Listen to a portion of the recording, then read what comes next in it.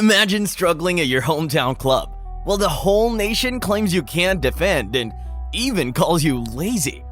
Trent Alexander-Arnold has had to face this exact situation this season, and even replied that some of the critics made lazy points. Jürgen Klopp has had to defend him on multiple occasions in press conferences. Nevertheless, Klopp had to do something with Trent eventually, and as it turns out, it might have saved his Liverpool career. If we zoom out a little bit, Liverpool has dedicated their entire season to finding answers to the increasing issues they face. Among multiple problems, Jürgen Klopp recently made a significant adjustment by assigning Trent the role of a number 6 when in possession. We'll delve into this positional switch and analyze its implications for both Trent and Liverpool going into the future. But first, let's take a step back. The journey for Alexander-Arnold began back in 2004, when he was just 6 years old. Even at such a young age, his remarkable competitiveness and talent were noticed by Ian Berrigan, a local scout for Liverpool. Following his acceptance into the academy at his beloved club, his path to becoming a professional footballer was set in motion. Although he consistently impressed in every age group during his 12 years at the LFC Academy, the hardest transition was still to come. How does one make the leap from being a star on the youth team to becoming a first-team player? It was on an October day in 2016 when Alexander-Arnold's life changed forever as he took to the field against Tottenham in the EFL Cup. The fact that Liverpool manager Jürgen Klopp had the confidence to grant Alexander-Arnold his full Premier League debut against their arch-rivals Manchester United in January 2017 speaks volumes. Trent's road to stardom and the transformation of his position had begun. As the accolades continued to pour in, Trent's remarkable performances caught the attention of England manager Gareth Southgate, who saw potential in him for the upcoming World Cup in Russia. Despite being only 19 years old at the time, Trent Alexander-Arnold was soon to become an England international. Following the disappointment of the previous season's final against Real Madrid, Liverpool made a triumphant return to the grandest stage in 2019. They defeated Tottenham to secure their first major trophy under Klopp, and it was also a first for Alexander-Arnold. However, this was just the beginning. The subsequent year witnessed Liverpool's dominant run in the Premier League, clinching the title for the first time in 30 years. It became increasingly evident that Alexander-Arnold's influence extended beyond his role as a right-back. He was revolutionizing the position itself. Throughout the season, he astonishingly provided 13 assists for goals, setting a new record for a defender. However, this year, there has been a change in the air, and Klopp has been actively seeking innovative approaches and solutions to the team's struggles. We've earlier covered this topic on our channel, so check that analysis out in the description.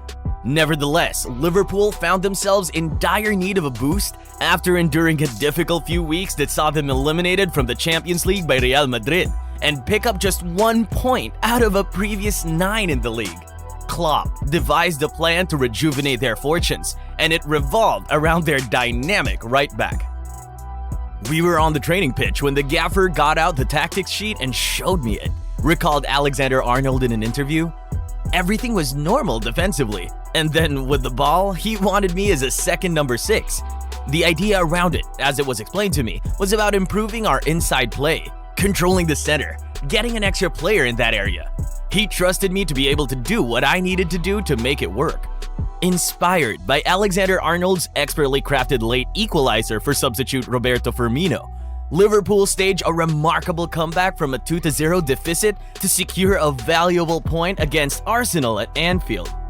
Since that memorable match, Klopp's team has not looked back. They have retained and fine-tuned the system on the training ground, resulting in a remarkable string of 7 consecutive league victories.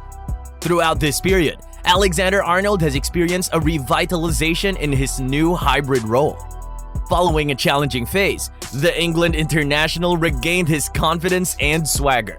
His contribution to the team's resurgence in the last part of the campaign has been nothing short of immense. In the 8 games following his conversation with Klopp, Alexander-Arnold has notched 1 goal and provided 6 assists. Liverpool has accumulated an impressive tally of 23 points out of a possible 27 during that time. The utilization of a 3-2-5 in possession system, which involves a fullback moving centrally alongside a defensive midfielder, is becoming increasingly prevalent in the world of football. This tactical approach is employed by the Premier League's top two teams, Arsenal and Manchester City, with Alexander Zinchenko and John Stones, respectively, taking up these central positions.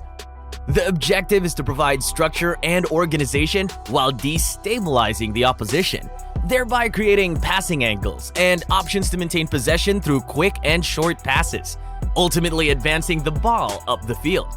We'll leave a link to the video describing this tactic in the description, and while you're there, remember to subscribe as it helps us out a lot. As part of Alexander-Arnold's development, he too has started to drift into central areas. Klopp alluded to this when discussing the right back's role following the dramatic draw against Mikel Arteta's league-leading Arsenal.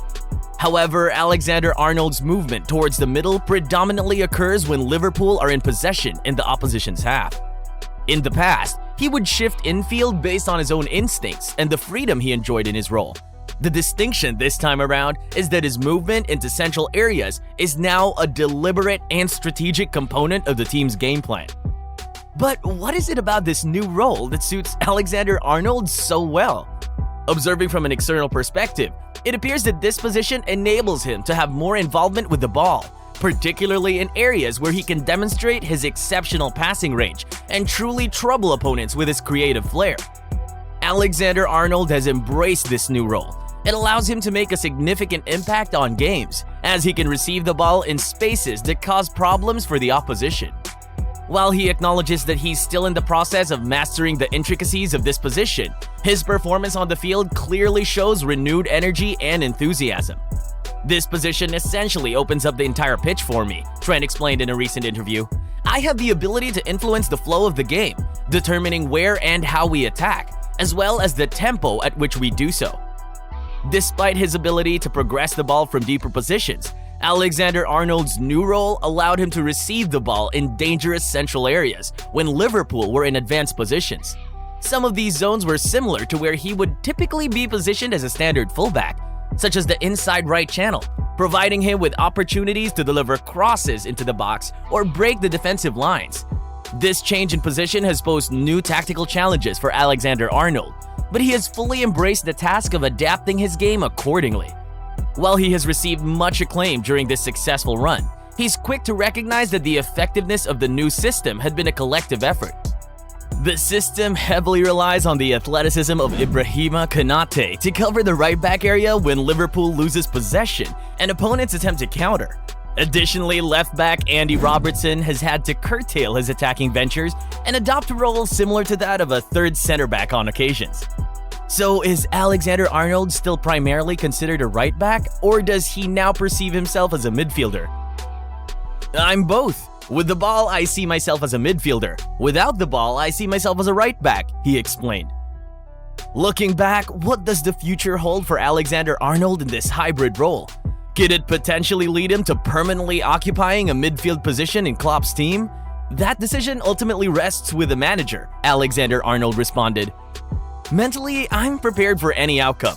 I believe I have the ability to make an impact on games, regardless of where I'm positioned on the pitch." It should be noted that this system does not guarantee Alexander-Arnold's increased involvement, nor does it entirely eliminate his defensive weaknesses, because even if Klopp denied it, opponents still chase the opportunity to create chances from Trent's side. There is still some weakness there. However, the new system does offer him more opportunities to venture into dangerous areas on the field. Klopp indicated that the team is still in the process of familiarizing itself with this system, and its implementation may vary depending on the opposition they face. It should be noted that most Premier League teams do not employ a man-to-man defensive approach, where the left back moves into the midfield, leaving the center back in a one-on-one situation with a winger like Salah. Therefore, its effectiveness against teams that maintain their defensive shape may not be as pronounced. Nevertheless, Liverpool views this system as a valuable option. During the final stages of the recent match against the league leaders, Salah and Alexander-Arnold, two pivotal players for the team, excelled and exhibited glimpses of their past form. If Liverpool aims to re-establish themselves as title contenders in the upcoming season, they'll require both players to be in top form. Therefore, if this system contributes to their success, it's worth further exploration. At just 23 years old, Alexander-Arnold has already achieved success in every significant club competition he has participated in. As a result, he has earned a position within Klopp's leadership group and has become a vocal presence in the dressing room. With the departure of vice-captain James Milner this summer, Alexander-Arnold is prepared to step up and assist in filling the void. He will undoubtedly play a crucial role on the field and in the dressing room for Liverpool in the years ahead.